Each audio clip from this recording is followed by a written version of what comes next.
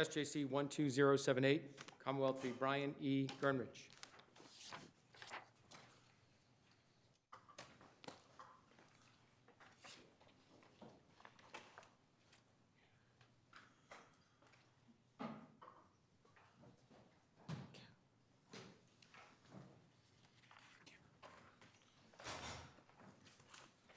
Ms. Mondo, would you prefer to stand or sit? Actually, standing will be fine. Okay. I'll just hold on. Oops, take your time, take your time, take your time.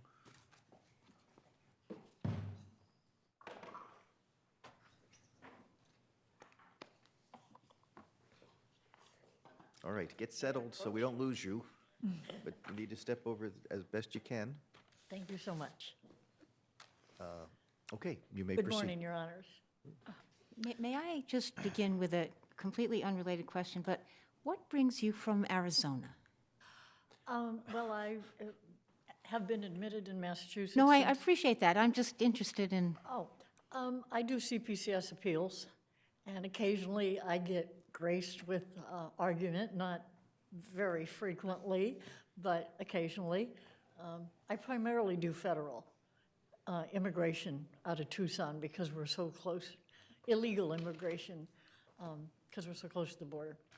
thank you, But I do come back here because I have children here. thank you. The Commonwealth would have you believe that the facts of the conviction of Mr. Gernrich fall squarely within filing a false report with a police officer. I disagree with that on several fronts. Primarily, when you look at the legislative history, especially the letter compiled by the Attorney General of Massachusetts in 1981, the term public is used twice. And that is dispositive because the whole intent of the statute was to see if you could criminalize and charge people with filing a false report to the police. And it is true that there are, pardon me, various statutes that have skirted the issue of defining police officer. There are separate statutes that apply only to sheriffs. There are, in my opinion, statutes that apply only to the police. And even though the Sheriff's Department has a far broader jurisdictional area, they cover the whole county, in Massachusetts, they are primarily House of Correction, transportation. Could you let me know what your view of the arrest authority of a deputy sheriff is and how that relates to your interpretation of the statute?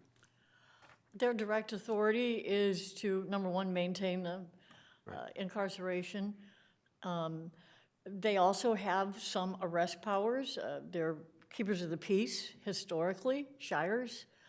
And they do keep the peace within the prison. We don't see police. But if I'm a deputy sheriff walking down the street, what can I do? Who can I arrest, and in what circumstances can I arrest anybody? If he sees a breach of the peace being committed in his presence and continuing, he can arrest for that. There are a couple of cases going both ways on operating under the influence. In one case, the appeals court, I think, said it was okay, Baez, if I'm not wrong, and in another case, it was not. If I walked up to a deputy sheriff walking on Route 140 in West Boylston and said, Joe Smith just sexually assaulted me, he'd probably send me down to the West Boylston Police Department because he wouldn't have jurisdiction. In this case, there was an application for complaint that was sworn by somebody. That was sworn by the deputy sheriff, I believe? It was Worcester House of Correction that took up the complaint, yeah.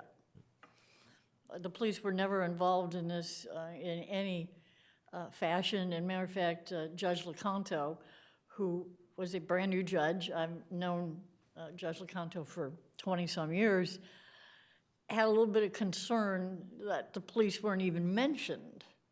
But he went ahead and Would you agree that, this is following up on Justice Gaziano's question, but if a deputy sheriff was in a situation where, through case law or whatever, is operating outside of the jail as a police officer, in that instance, if a false report were made to him or her, would that be covered by this statute? In other words, I'm trying to get at, is it deputy sheriff, quad deputy sheriff, or is it that you're arguing, or deputy sheriff in this context, that is, in an internal investigation within the jail or house of correction? my leaning would be to, there may be some substance to finding a deputy sheriff, a police officer in some situations, but not this one. This one is totally a federal mandate to get an idea of, throughout the United States, how many prison rapes there are. And to do that, they had to give the inmate a means to report it. And a claim that Deputy Scott was extending manpower that should have gone elsewhere. He's, by regulation, he has to do the investigation. He's trained for it, that's his job. That'd be tantamount to saying a Worcester police officer should get more money if he's gonna investigate a robbery. It's his job. They didn't expend more money to investigate this. And the finding of false is not by a jury. It's not ever gone to court. The only way a report of a sexual assault or rape in the house of correction or Susan Baranowski would go to court is if they found it true. And then brought a complaint. It'd be the complaint true. In this case, it was an investigation that the House of Correction had to provide the investigation. They didn't call the police to come do it, although West Boylston. Was Mr. Gernrich ever arrested? I know he was in custody, but was he ever booked? Was he ever arrested for this? No, actually, I believe it was just a summons, and he was, got a D report, the internal discipline, which I don't think they punished him for because they had this. But my argument is there may be some permutation that you could say deputy sheriffs are equal to police officers, but that's going to open a pretty big door Well, I mean, I jurisdictionally. suppose if there's some reference by the Commonwealth of one of the deputies, I don't remember if it's Scott, but participating as a member of the Worcester Police Gang Unit, I think she said. And So- that probably, yes, you're correct in remembering that. They did cite that case, and that would be probably by special designation. It's not by statute, it's like, Right, so in perhaps- that context, I take it, Right. you wouldn't disagree that if there were a false report to that person in working that in that context. way. This is totally, I think, beyond normal police and deputy sheriff powers when we're talking about a federal mandate that says you will allow these persons to report. Now, I've pursued those, or perused those regulations, the federal, trying to find a case where a false report was prosecuted. I mean, I'm not the best researcher in the world, and I don't claim to be, but I tried to find any case in any state where a false report ended up being a criminal charge. And maybe, I thought, that's because we don't want to chill them. I mean, if an inmate, I think it's stacked against the inmate anyway in believability. And so certainly, I don't think the intent of the Prison Rape Elimination Act would come to fruition the way they wanted it to if the result of an investigation said, no, we don't believe that that person did it. If, rather than an interim report, if the House of Corrections said this is a very serious matter, it involves misconduct by a guard, we're gonna bring in a police officer from the local police department, and the inmate had repeated the allegations to this police officer, wouldn't the police officer be able to, under your view of the statute, file an application for a false complaint? It's not a deputy sheriff anymore, it's a police officer. I believe in that situation, and I think I argued that in my brief, that why didn't they call West Boylston and have West Boylston come But investigate? you don't quibble that West Boylston could have brought this charge. Yes, my argument is the deputy sheriff is not a police officer, and under the Rape Elimination For Act. lying to the police officer, not lying to the deputy sheriff. Besides that, he Allegedly, was right. doing his job that the federal government requires states to do. I don't think you can opt out of it. I'm not sure about that, but I don't think you can. I think it's, we want to know and get a handle on and eliminate this. So to do that, we're going to give him a hotline to call. Mr. Gernrich couldn't go to his cell and pick up his phone and say, you know, West Boylston Police. He has to go through the House of Correction. And they're doing their job. They're maintaining peace in the prison facility, if you will, whether it be a state prison or a House of Correction. They're not doing something beyond their job. They're doing their job, and it's not policing. It is maintaining peace in a correctional facility and protecting, guarding the inmates. That's their charge. That's what their mandate is. Now, the whole thing would be a little bit different where I live, because I live in county land. I'm not in a city, and if I need police, I'm getting Pima County Sheriff. If I made a false report to him, yes, I think that would fly. But in Massachusetts, it's unique. Towns touch towns. We don't have. But it relates to my first question. It relates to the arrest authority of the traditional big state deputy sheriffs versus what we have in this Commonwealth, correct? Would you repeat that, please? What you're talking about in Arizona and in other states, the deputy sheriffs have wide range in arrest authority. Far greater than Massachusetts, Right. yes.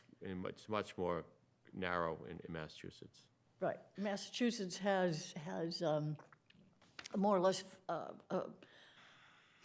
circumscribed deputies from what they were in the shires in England.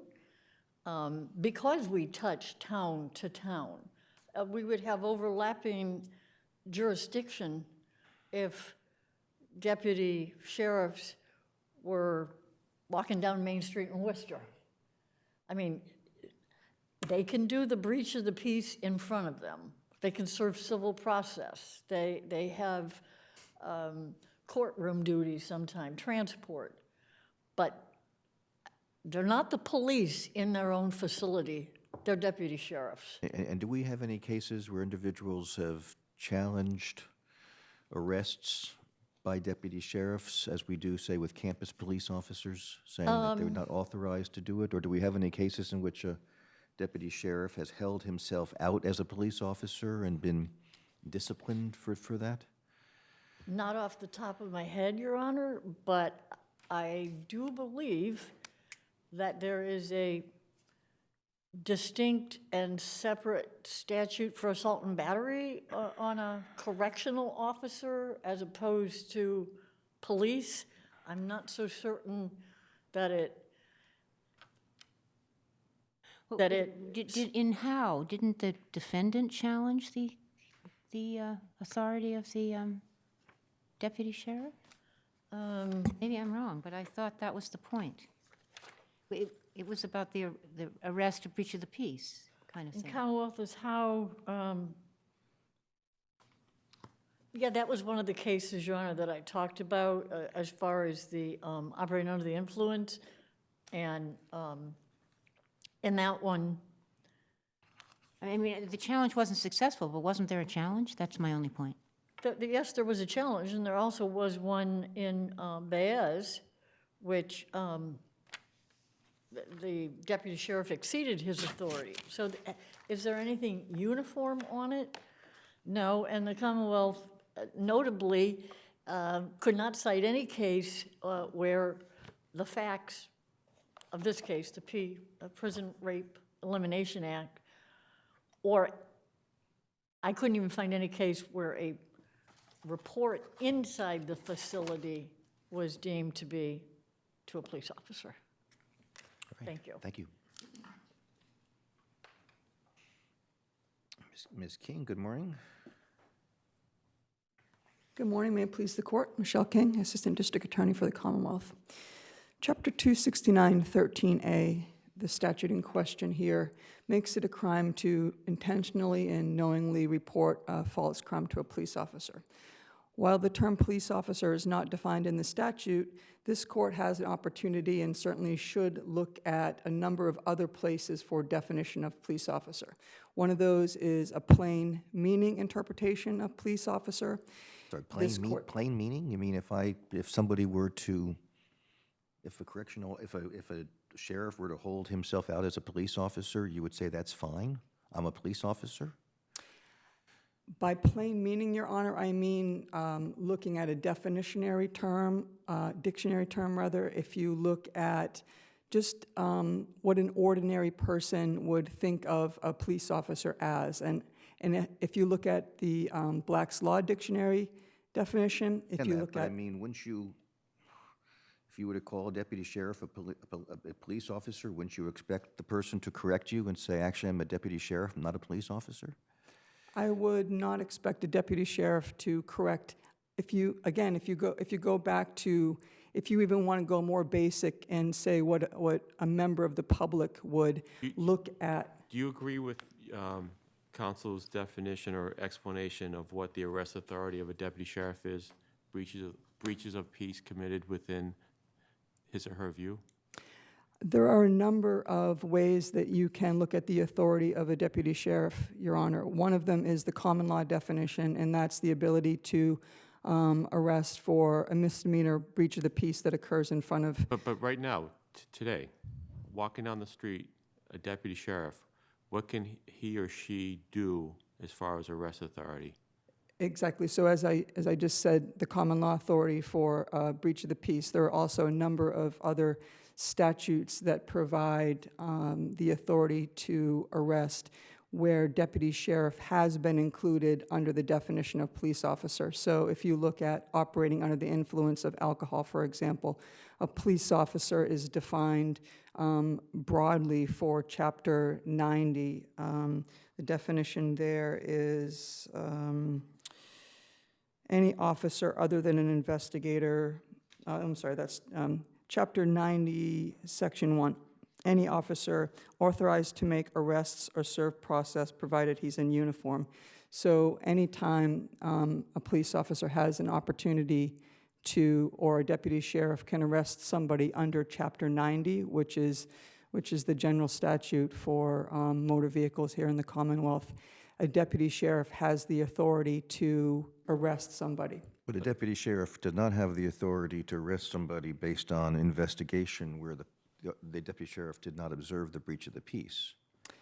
That's under the common law definition, Your Honor. There's a statutory provision under Chapter 90, Section 1. The definition there of police officer includes deputy sheriffs, and that's been at Well, let the me ask you appeals this. court. If a deputy sheriff were to arrest somebody based on his or her investigation of a burglary, would we uphold that arrest, or would we say, you don't have the authority to make that arrest because you're not a police officer? Under that circumstance, Your Honor, it would depend upon this. So if, for example, if it were a felony, and then I would suggest, yes, that the deputy sheriff could arrest for a felony. If it were If it didn't happen within the deputy sheriff's presence? If it didn't happen in his presence for a felony, What the chief asked you correct. was if a deputy sheriff is investigating a burglary that didn't happen in his or her presence, someone comes in and says, my house was broken into, et cetera, does that deputy sheriff have the authority to arrest a burglary suspect? I don't have the answer for that, Your Honor, for a burglary, but what I can tell you is that the deputy sheriffs who testified in this case, Deputy Sergeant Scott and Detective Malhouse, were both members of the Worcester the Worcester Police Department gang unit. So if they were out investigating something that happened with regard to a gang affiliation, they have the power to arrest for that. That's when they're out there doing that, sort of being lent to the police department. But when they're in the jail? Well, I would suggest to you, Your Honor, that a couple of things. One, the statute here is 269, Section 13A, falls under the general, the title of crimes that affect the peace. And there are circumstances under 269 where this court has said somebody cannot be charged in an institution for that crime. So, for example, if you look at 269 Section 1, that's what makes it a crime for basically trying to start a riot. The court in Sparran said that because in that particular section it was limited to city or town, somebody who tries to create a riot within the prison institution cannot be charged. However, there are certainly other crimes within 269, for example, assault and battery with a dangerous weapon, that do occur within a penal institution where a defendant can be charged with that crime. So unless it's so limited in the specific section, I would suggest to you that regardless of whether it occurs in a penal institution or does not occur in a penal institution, is really of no relevance. Would you agree that the purpose of the statute is to protect the integrity of investigations, that we don't want people or discourage people from making false reports to people that have the authority to arrest other people, correct? I would agree that that is one of the purposes of the statute, Your Honor. I would say more specifically, the purpose of the statute is to prohibit unnecessary waste of public resources, and by resources, I don't just mean money, but I also mean time. And if you look at the historical perspective of the statute, how it came to be, there was specifically a request from the Middlesex District Attorney's Office about whether or not, under common law, somebody could be charged with making a false police report. The Attorney General issued the opinion and said under common law, they could be charged with obstruction of justice. That Attorney General's opinion came out in 1981, and it talked very specifically about the wasting of public resources, about police officers having to go around and take witness statements and waste unnecessary resources. 6 months later, this statute was enacted in 1982, and it specifically, one of the people who were requesting that it be enacted specifically said, it's because we don't want to waste important police resources in going to track around things that are false.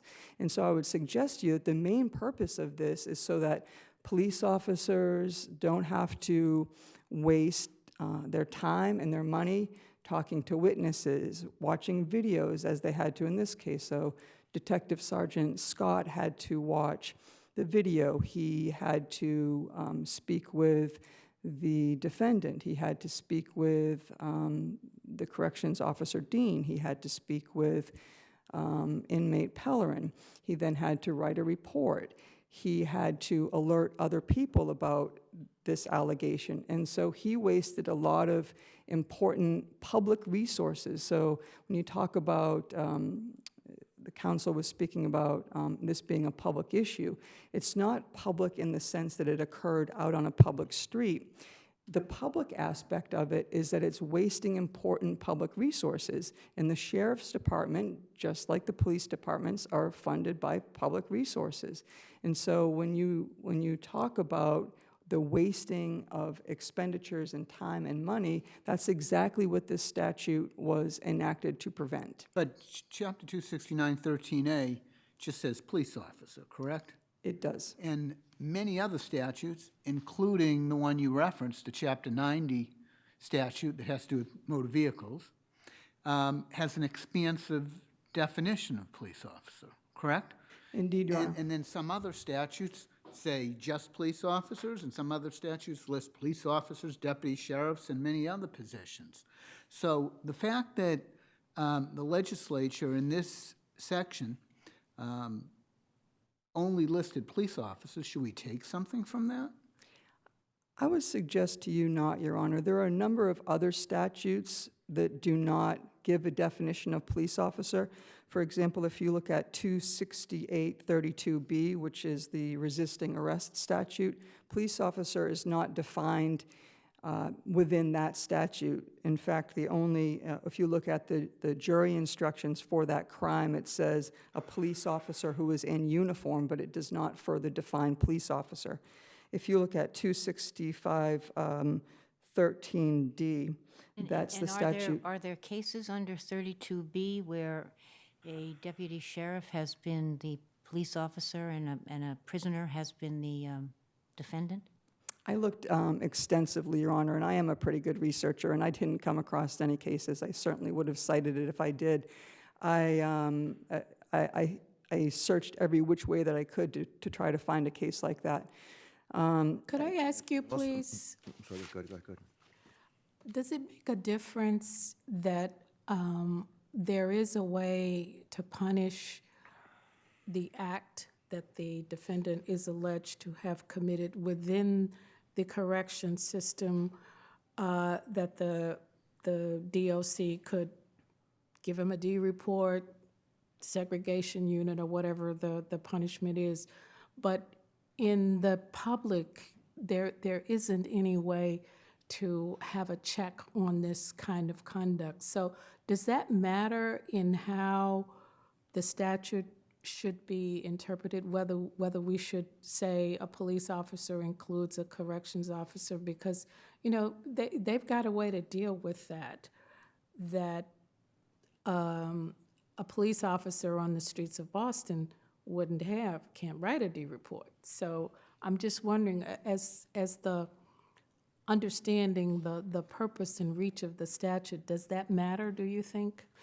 Well, Your Honor, I would suggest to you that there are a number of crimes that occur in a penal institution where the defendant could receive a D report. Assault and battery with a dangerous weapon is an example, where the defendant or the inmate could receive simply a D report, but in addition to that, they're also charged by the district attorney's office or the local police department for having committed that act within the institution. I know, but it's the police officer is not an element of those offenses. The report being made to a police, those can be charged independently. I understand that.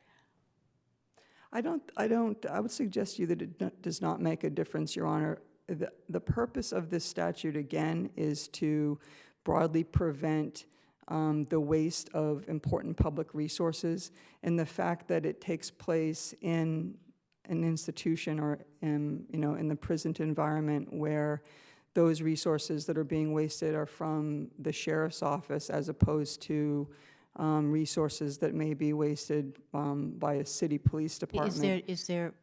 Couldn't this defendant have been charged with obstruction of justice? I believe he could have been charged with obstruction of justice, sure. Now, your brief makes no reference to the rule of lenity. I'm sorry? Your brief makes no reference to the rule of lenity. How do you get past the rule of lenity, given all that we've discussed? Well, when you look at the the canons of construction, Your Honor, one of the first things you look at again is the plain meaning of the statute. I believe that's the first canon. And so, in my opinion, and I would suggest to you that we don't have to go any further than that, because when you look at the plain meaning of the words police officer, it's very clear that a deputy sheriff falls under that definition.